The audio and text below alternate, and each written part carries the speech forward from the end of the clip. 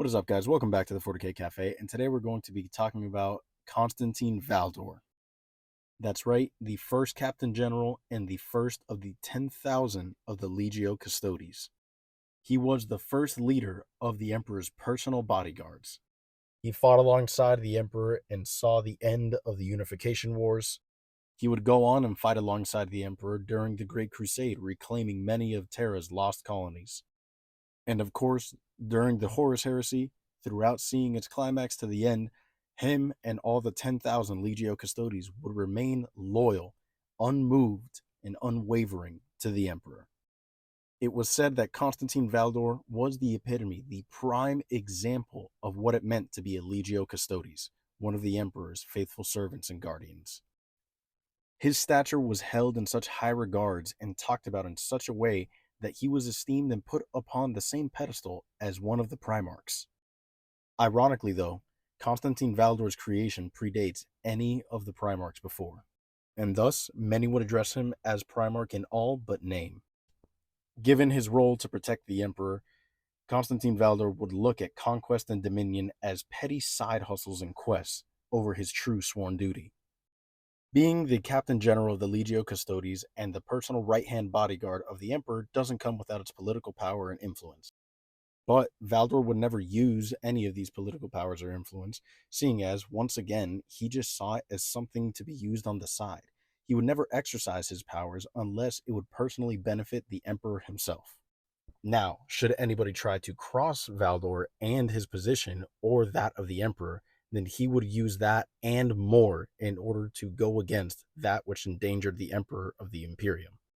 The Emperor held him with such esteemed trust that when it came to Magnus breaking the Council of Nicaea, he personally sent not just his son Leman Russ, but also Constantine Valdor to bring Magnus back in shackles.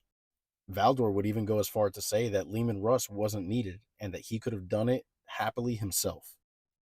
As I've said before, his combat prowess was held to that of a Primarch. So, when he did go to Prospero to retrieve Magnus, over 30 specialized units of the Thousand Sons would attack him. These Thousand Sons were elite warriors that were able to read the influence and attacks of their enemies before they made them, and yet Valdor was able to defeat all of them single-handedly. During the final battle of the Siege of Terra, Constantine Valdor would not buckle or yield. He would lead his 10,000 valiantly into the turncoat traitors. Witnesses would say that he would cut down the traitorous Marines as easily as a Space Marine would cut down a regular human. Now, as many as you know, at the end of the Siege of Terra, the Emperor would be declared the victor, but not without a heavy cost.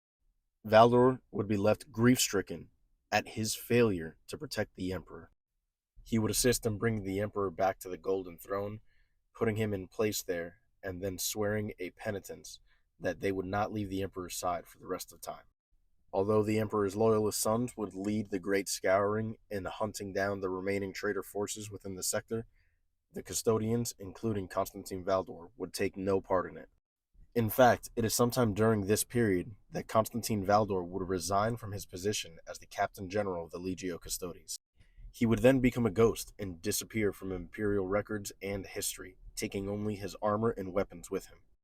For 10,000 standard Terran years, there would be no other word of Constantine Valdor, only later to potentially be revealed to be the King in Yellow.